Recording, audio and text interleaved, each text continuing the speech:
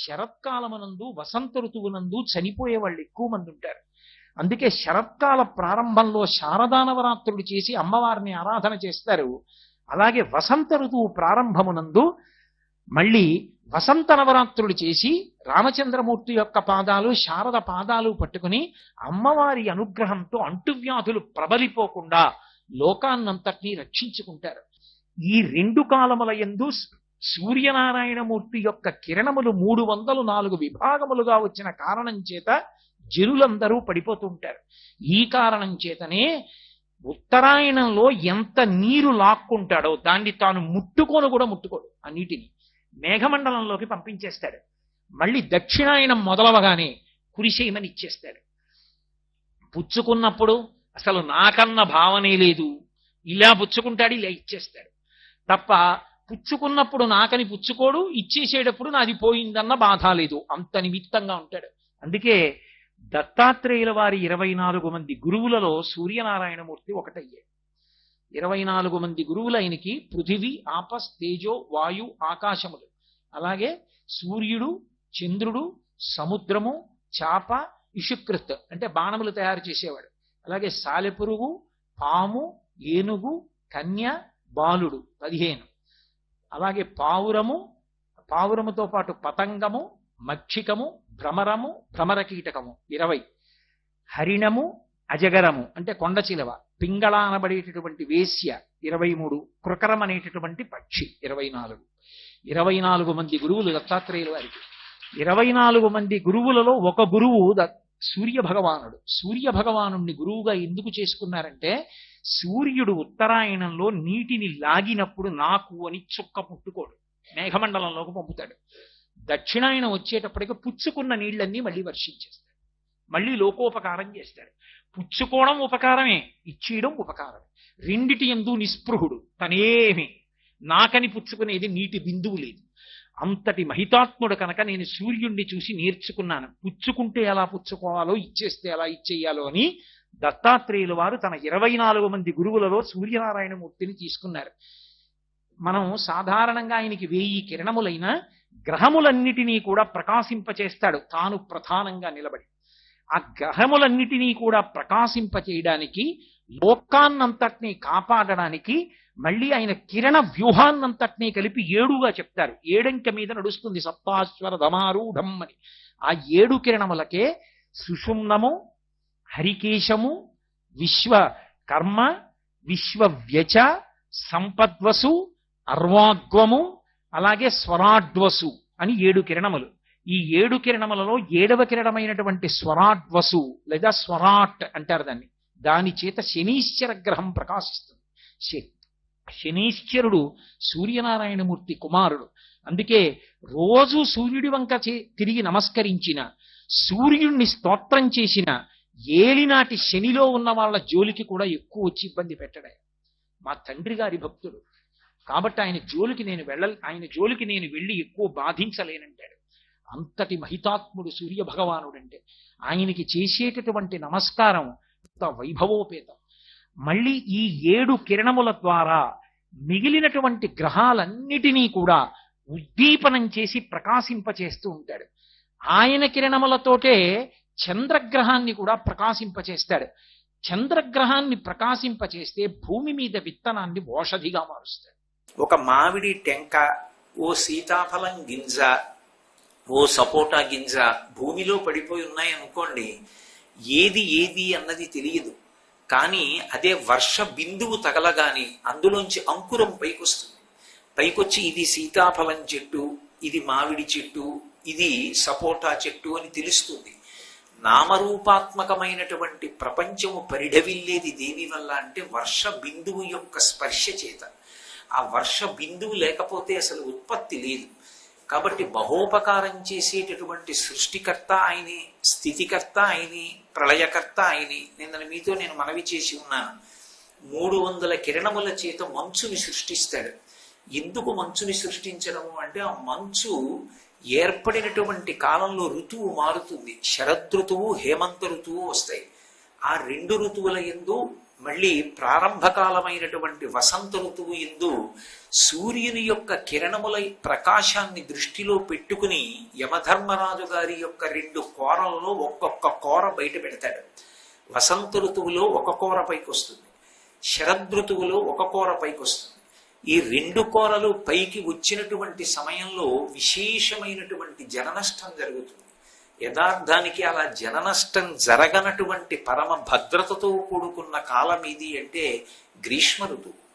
గ్రీష్మ ఋతువు ఎండలు మెండుగా కాస్తాయి, కానీ అది లోకానికంతటికీ క్షేమదాయకమైనటువంటి కాలం. ఎందుకంటే సూర్యకిరణముల యొక్క ప్రసారం చాలా విస్తారంగా ఉంటుంది. అందుకే ఆయన ఆ కిరణములను వశ్యము, మేష్యము, శైష్యము, అలాగే హరాదినము అని 4 రకములైన విభాగంతో 300 కిరణములను మంచు సృష్టి చేయడానికి వినియోగిస్తాడు. ఆ కాలము లయకారకమై ఉంటుంది. ఇంకొక 300 కిరణములను శుక్రాస్తము, చంద్రాస్తము అనేటటువంటి 2 విభాగముల చేత 3 కాపాడుతూ ఉంటాడు ఏకకాలంలో. దేవతల్ని, పితృదేవతల్ని, మిగిలినటువంటి మనుష్యాది సమస్త జీవకోటిని 300 కిరణములను 2 విభాగములు చేసి కాపాడతాడు. అలా కాపాడడం కోసమే ఆయన యొక్క తేజస్సు మారుతుంటుంది. మహాసౌరంలో ఆయన గురించి మాట్లాడుతూ ఒక విషయం చెప్తారు. అన్ని ఋతువుల యందు సూర్యబింబం ఒక్కలా ప్రకాశించదు. ఒక్కొక్క ఋతువు యందు సూర్యబింబం యొక్క ప్రకాశం వివిధ రకములుగా మారిపోతుంది. అన్నిటికన్నా ముందు మనం చెప్పేది ఏదంటే చైత్ర వైశాఖ మాసములు వసంత ఋతువు. వసంత ఋతువు దగ్గరికి వచ్చేటప్పటికి ఆయన కపిలవర్ణంతో ప్రకాశిస్తాడు. కపిలవర్ణము అంటే చాలా మంది నల్లటి రంగు అని అనుకుంటూ ఉంటారు. కపిల గోవు అన్నాను అనుకోండి, నల్లటి గోవు అనుకుంటారు. కానీ కపిలవర్ణము అంటే నలుపు అని లేదు. ఎందుకంటే విఘ్నేశ్వరుడికి కూడా కపిలహ అని ఒక నామం ఉంది. సుముఖశ్చైకదంతశ్చ కపిలో గజకర్ణక అని, కపిలుడు అని. కపిలవర్ణము అన్న వర్ణానికి అర్థం ఏంటంటే నిత్తుటి యందు నలుపు చేరితే ఎలా ఉంటుందో అటువంటి రంగుని కపిలవర్ణం అంటారు. ఆవులలో సహజంగా నిత్తుటి యందు నలుపు చేరినటువంటి రంగుతో కొన్ని ఆవులు ప్రకాశిస్తూ ఉంటాయి. అటువంటి ఆవుల్ని కపిల గోవులని పిలుస్తారు. ఆ కపిల గోవు ఏర్పడడానికి కారణం ఒకానొకప్పుడు పరమశివుని యొక్క నేత్రముల నుండి దృష్టిపాతము కొన్ని ఆవుల మీద పడింది. అప్పుడు అవి అటువంటి రంగు సంతరించుకున్నాయి. అందుకే మళ్ళీ గోవుల యందు కపిల గోవుకి విశేష ప్రాధాన్యత. అటువంటి కపిల వర్ణంలో వసంత ఋతువులో ప్రకాశిస్తాడు. వసంత ఋతువు చైత్ర వైశాఖ మాసములు. వసంత ఋతువు యందు కూడా యమదంస్ట్ర బయటికి వస్తుంది, ఒక కోర పైకి వస్తుంది. కానీ కపిల వర్ణంతో ప్రకాశించేటటువంటి సూర్యుడు వసంత ఋతువు యందు ఉండగా ఉత్తరాయణ పుణ్యకాలం నడుస్తుంది. ఉత్తరాయణ పుణ్యకాలం నడుస్తూ వనములన్నీ కూడా అపారమైనటువంటి శోభతో ఉండే కాలం వసంత ఋతువే. అందుకే రామాయణంలో కూడా చైత్ర శ్రీమాన్ ఇయం మాస పుణ్య పుష్పితకానన యవ్వ రాజ్యాయ రామస్య సర్వం మే ఉపకల్ప్యతాం అంటారు. అన్నిటికన్నా విశేషం ఏంటంటే చైత్ర వైశాఖ మాసములకు సంస్కృతంలో మధుమాసము, మాధవ మాసము అని పేర్లు. ఈ 2 మాసములలో పుట్టినటువంటి వాళ్ళు మహాపురుషులు. మనకి అసలు మానవ జాతిని నడిపించగలిగినటువంటి మహాపురుషులందరూ కూడా చైత్ర వైశాఖ మాసాల్లోనే పుట్టారు. చైత్రమాస శుక్లపక్ష నవమి నాడు అసలు మనుష్యుడు ఎలా బ్రతకాలో, ధర్మాన్ని ఎలా అనుష్ఠించాలో నేర్పి చూపించినటువంటి రామచంద్ర ప్రభువు పుట్టారు. వైశాఖ మాసంలో శుక్లపక్ష పంచమి నాడు లోకానికంతటికీ భక్తి జ్ఞాన వైరాగ్యాలు నేర్పినటువంటి వాడు సాక్షాత్ కైలాస శంకరుడే కాలడి శంకరుడిగా అవతరించినటువంటి శంకర భగవత్పాదుల యొక్క జయంతి. ఇద్దరి మాటలు కూడా మధుర మధురములై ఉంటాయి. ఇద్దరి యొక్క జీవితాలు కూడా సువాసన భరితములై ఉంటాయి. మామిడి పండు, మల్లె పువ్వు వచ్చేటటువంటి కాలం మధుమాసం, మాధవ మాసం. అటువంటి వసంత ఋతువు పరమ పవిత్రమైనటువంటి కాలము అని శాస్త్ర నిర్ణయం. ఆ సమయంలో సూర్య భగవానుడు కపిలవర్ణంలో ప్రకాశిస్తాడు. ఆ చైత్ర వైశాఖ మాసములు అయిపోయిన తరువాత వచ్చేవి జ్యేష్ఠ ఆషాఢ మాసములు. ఇవి 2 గ్రీష్మ ఋతువుతో ఉంటాయి. గ్రీష్మ ఋతువు నడుస్తుండగా సూర్యుడి యొక్క ప్రకాశం బంగారు వన్నెలో ఉంటుంది. బంగారం ఏ రంగులో ఉంటుందో ఆ రంగులో బింబం ప్రకాశిస్తూ ఉంటుంది. ఇది దాటిపోయిన తర్వాత శ్రావణ భాద్రపద మాసాలు వర్ష ఋతువు వస్తాయి. వర్ష ఋతువు వచ్చేసరికి సూర్యబింబం తెల్లటి రంగును పొందుతుంది. సూర్యుడు తెల్లటి రంగుని పొందాడు అంటే అనుగ్రహ ప్రదాత అయి లోకమునకంతటికీ కూడా వర్షాన్ని కటాక్షిస్తాడు అని గుర్తు. శ్రావణ భాద్రపద మాసాల్లో తెలుపు రంగు పొందుతాడు. ఆశ్వీజ కార్తీక మాసాలు శరదృతువు. శరదృతువులో తెలుపు పసుపు కలిసినటువంటి వర్ణం ఎంత తేజోవంతంగా ఉంటుందో అంత అద్భుతమైనటువంటి బింబం ఏర్పడుతుంది. ఆ బింబము యొక్క కాంతి చంద్రుడి మీదకెడుతుంది. ఆ చంద్రుడి మీదకి వెళ్ళినప్పుడు చంద్రుడు ఆశ్వీజ శుద్ధ పౌర్ణమి నాడు పరిణిత చంద్రుడిగా దర్శనమిస్తాడు. అందుకే మిగిలినటువంటి ఏ పౌర్ణమికి కనపడనటువంటి చంద్రబింబం ఒక్క ఆశ్వీజ శుద్ధ పౌర్ణమి నాడు మాత్రం విశేషమైనటువంటి బింబ దర్శనం అవుతుంది. అందుకే ఆ ఒక్క చంద్రుడికే పరిణిత చంద్రుడని పేరు. అలా ఉండడానికి కారణం ఏమిటంటే శరత్కాలమునందు సూర్యబింబం పసుపు తెలుపు కలిసినటువంటి రంగులో ప్రకాశిస్తుంది. తర్వాత వచ్చేటటువంటిది హేమంత ఋతువు. హేమంత ఋతువు దగ్గరికి వచ్చేటప్పటికి తామ్రవర్ణంలోకి మారిపోతాడు. విపరీతమైనటువంటి మంచు పడడం ప్రారంభమవుతుంది. అంతా మంచు పడి లోకమంతా గడగడ గడగడ ఉనికిపోతుంటుంది. ఒక కవి చాలా అందమైన మాట చెప్పాడు కూడా. ఏదో ఆ తెల్లవారుజాము అయ్యేటప్పటికీ ఆ మంచు అంతా పడుతుండడం చేత సమస్త భూతములు వణికిపోతాయి. వణకకుండా నిలబడేటటువంటి ఏకైక ప్రాణి ఎవరు అంటే భూమాత ఒక్కతే వణకదు. ప్రాతర్వేళల మంచు దుంపిగి నిజంపంబైనలే బచ్చికల్ శ్వేతశ్రీ తిలకించుటెంతయు రహించన్ సర్వభూతంబులన్ శీతశ్రాంతి వడంక తానచలయై చెల్వొందు భూదేవికిన్ శీతర్తు ప్రభుడిచ్చు వజ్రముల రాశింబువులే నల్వంకలన్నన్నాడు. సమస్త ప్రాణులు కూడా ఊహూయని వడక లోకముర్వీనాథ అని వణికిపోతుంటే ఒక్క భూకాంత మాత్రం నేను వణికిపోతే ఈ లోకాలు ఈ ప్రాణులు నిలబడరని ఆవిడ మాత్రం వణకకుండా నించుంటుంది. అప్పుడు శీతర్తు ప్రభుడిచ్చు వజ్రముల రాశింబూలే నల్వంకలం.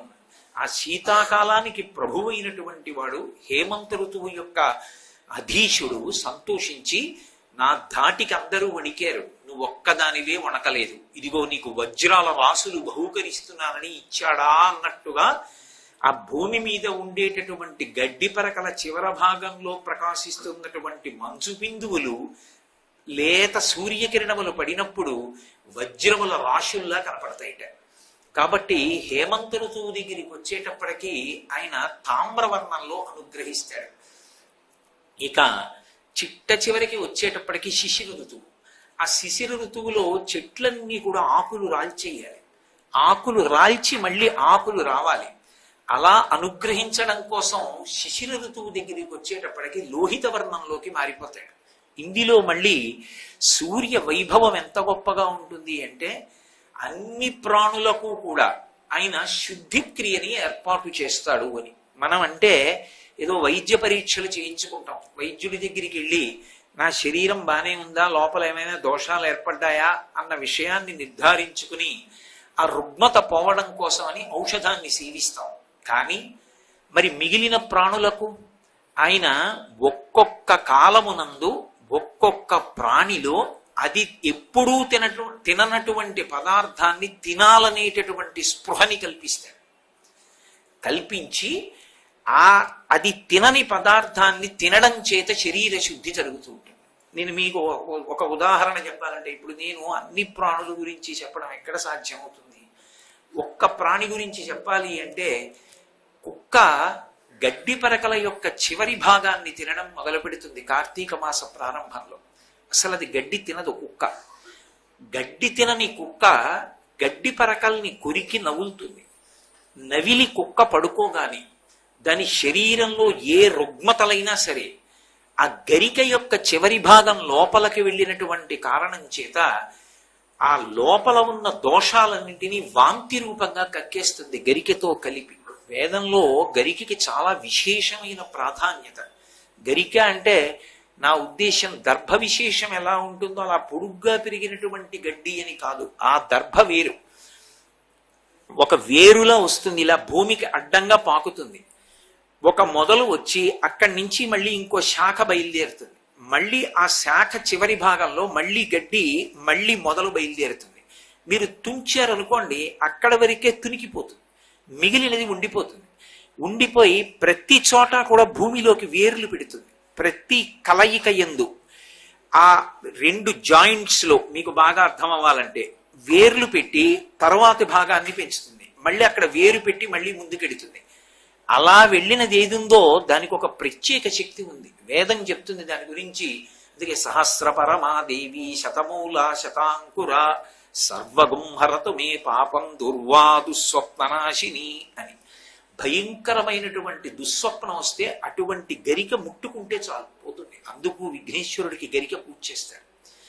ఆ గరిక వేదంలో దాని గురించి ఎంత గొప్పగా ప్రస్తావిస్తారంటే, అసలు కొత్తగా వివాహమైనటువంటి దంపతులు సత్సంతాన ప్రాప్తి కొరకు ఆ గరికని తల మీద పెట్టుకుని పురుషుడు స్నానం చెయ్యాలి అని. స్నానం చేసిన తరువాత ప్రతిరోజు ఒక్కసారి అటువంటి గరికని ముట్టుకుని నమస్కారం చేస్తే ప్రతిదానికి వేర్లొచ్చి మళ్ళీ కొనసాగి, మళ్ళీ వేర్లొచ్చి మళ్ళీ కొనసాగి జరిగినట్టే వంశవృక్షం ఎక్కడా ఆగిపోకుండా నడుస్తుంది. అందుకే విఘ్నేశ్వరుడికి గరికతో పూజ. సీతమ్మ తల్లి సుందరకాండలో ఆ రావణాసురుడితో మాట్లాడవలసి వస్తే తృణమంతరథ కృత్వా ప్రత్యువాచ శుచిస్మిత నివర్తయ మనోమత్త స్వజనే క్రియతాం మనః అంటారు మహర్షి. తృణమంతరథ కృత్వా గడ్డి పరక మధ్యలో పెట్టింది. ఆవిడేమి ఏదో తగినంత అర్థం లేకుండా అక్కడ దొరికింది కాబట్టి ఓ గడ్డి పరక తీసి మధ్యలో పెట్టింది అని కాదు దాని అర్థం. పక్కన రామచంద్రమూర్తి లేరు, తన యొక్క భర్త. ఎదురుగుండా నిలబడినటువంటి పురుషుడు తనతో పవిత్రంగాను భక్తిగాను మాట్లాడుతున్నవాడు కాడు, విశేషమైనటువంటి కామంతో కూడినటువంటి దృష్టితో చూస్తున్నవాడు, మాట్లాడకూడని మాటలు మాట్లాడుతున్నవాడు. అటువంటి వాడితో తిరిగి కులకాంత మాట్లాడకూడదు. కానీ ఆమె మాట్లాడవలసి వస్తోంది. మాట్లాడడం వినా మార్గం లేదప్పుడు. ఇప్పుడు అటువంటి వాడితో తిరిగి జవాబు చెప్పి మాట్లాడిన పాపం పోవడానికి ఆవిడ అక్కడ ఉన్నటువంటి ఆ గడ్డి పరకని స్పృశించి మధ్యలో పెట్టింది. అంటే కొన్నిటికి అంత శక్తి వస్తుంది. పెళ్లి చేశారనుకోండి, పెళ్లి చేస్తే అంటే నేను ఎవరిని విమర్శించడం నా ఉద్దేశ్యం కాదు. రేపు తెల్లవారుజామున 4 గంటలకి పెళ్లి ముహూర్తం అనుకోండి, ఇవాళ రాత్రి భోజనాలు పెట్టడం కన్నా అవ్యవస్థ ఇంకొకటి ఉండదు. ఎందుకని అంటే, ఎందుకు భోజనం పెట్టావు? పెళ్లి అయిపోయిందని ఇంట్లో ఏదైనా ఒక శుభకార్యం చేస్తే భోజనం పెట్టాలి. బంధువుల వరకు వస్తారు, అందరికీ భోజనం ఎప్పుడు పెట్టాలి? నువ్వు వ్రతం చేసేస్తే భోజనం పెడతావు, ఓ నోము పూర్తయితే భోజనం పెడతావు, పెళ్లి చేయడం పూర్తయిపోతే భోజనం పెట్టాలి. తెల్లవారుజామున 4 గంటలకి పెళ్లి. ఇవాళ రాత్రి పెళ్లి భోజనం పెట్టి పెళ్లి కొడుకుని పెళ్లి కూతుర్ని తీసుకొచ్చి పక్క పక్కన కూర్చోబెట్టి వచ్చిన వాళ్ళందరినీ ఆశీర్వదించమంటే వాళ్ళిద్దరూ ఇంకా దంపతులు కారు, అసలు కన్యాదానం చేయలేదు. ఆమె ఇంకా అతనికి ధర్మపత్ని కాదు. అతని పక్కన ఎలా కూర్చుంటుంది? పెళ్లిలోనే కూర్చోదు కదా, ఎదురుగుండా కూర్చుని కన్యాదానం అయిన తరువాత కదా వరుడి పక్కకి చేరుతోంది. ఆమె ఎలా కూర్చుంటుంది అతని పక్కన? వాళ్ళిద్దరూ దంపతులు కానప్పుడు వాళ్ళిద్దరూ అన్యోన్యంగా ఉండాలి, వాళ్ళకి సత్సంతానం కలగాలని వెళ్ళిన పెద్దలు ఎలా ఆశీర్వచనం చేస్తారు? అథవా తప్పకపోతే కళ్యాణ మంటపాలు దొరకవండి, గంటలకి వేలండి, ఇలాంటి ఇబ్బందులు ఏమైనా ఉంటే తద్దోష పరిహారార్థం జలఘటాన్ని పెట్టమన్నారు. ఇద్దరికీ మధ్యలో నీటి బిందె పెట్టి ఉంచారు. ఉంచితే వాళ్ళు వేరువేరుగా ఉన్నట్లే శాస్త్రంలో పరిగణింపబడుతుంది. కన్యాదానం జరిగే వరకు వాళ్ళని వేరువేరుగా ఆశీర్వచనం చేసినట్టు తప్ప మధ్యలో నీటి బిందె లేకుండా కలిపి కూర్చోబెట్టకూడదు. అసలు విడివిడిగా ఆశీర్వచనం చేయించాలి తప్ప ఇద్దరినీ కూర్చోబెట్టి ఆశీర్వచనం చేయించకూడదు. దీనికి సంబంధించిన ధర్మశాస్త్రం దానిది. కామకోటి పీఠాధిపత్యం వహించినటువంటి మహాపురుషులు చంద్రశేఖరేంద్ర సరస్వతి స్వామివారు అవతల వారు ఎంత గొప్పవారైనా సరే, సన్యాసాశ్రమంలో ఉన్నటువంటి వ్యక్తి ధర్మానికి వ్యతిరేకం అవుతుంది అటువంటి వారితో మాట్లాడటం అనుకుంటే 100కి అటువైపు వారిని కూర్చోపెట్టి 100కి ఇటువైపు ఆయన కూర్చుని మాట్లాడేవారు. ధర్మం తప్పకూడదు. కాబట్టి ఒక్కొక్క వస్తువు యందు ఈశ్వరుడు ఒక్కొక్క శక్తిని ప్రచోదనం చేశాడు. ఒక్క గరిక యందు అంత విశేషమైనటువంటి శక్తి. అది సమస్త దోషములు పోగొడుతుంది. నేను ఒక మాట చెప్పాలి అంటే పంచగవ్య ప్రాసనమునకు ప్రత్యామ్నాయమవుతుంది ఇంచుమించుగా. అందుకే ఒక పెద్ద కార్యం నేను చెయ్యాలనుకోండి, విఘ్నం రాకుండా ముందు విఘ్నేశ్వరుడు అనుగ్రహించాలి. అది చెయ్యడానికి నాకు యోగ్యత కలగడానికి, దేహాంతర్గతమైన పాపరాశి ధ్వంసం అవడానికి పంచగవ్యాన్ని నాలుక మీద రాసుకుని ప్రాసనం చేసి కూర్చోబెడతారు. ఆ పాపం పోవడానికి రెండో మార్గం, ఆ గరిక విఘ్నేశ్వరుడికి పూజ చేసి 16 నామాలతో ఆ గరిక తీసి తల మీద పెట్టుకోవాలి. మూర్ధన్య స్థానమునందు పెట్టుకుంటే పాపరాశి ధ్వంసం అవుతుంది. అందుకని సహస్రపరమాదేవి శతమూల శతాంకుర సర్వగుంహరతు మే పాపం దూర్వాదు స్వప్ననాశిని అని మంత్రం. కాబట్టి కుక్కకి ఆ గరిక తినాలనే కోరిక కల్పిస్తాడు సూర్యుడు.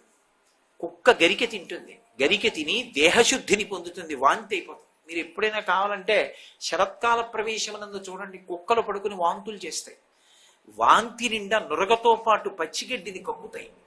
అది ఎక్కడిది అంటే దేహశుద్ధి కొరకు కిరణముల ద్వారా బుద్ధి ప్రచోదనం చేసి సహజముగా తినని పదార్థాన్ని తినేట్టు చేసి దేహశుద్ధి చేస్తాడు.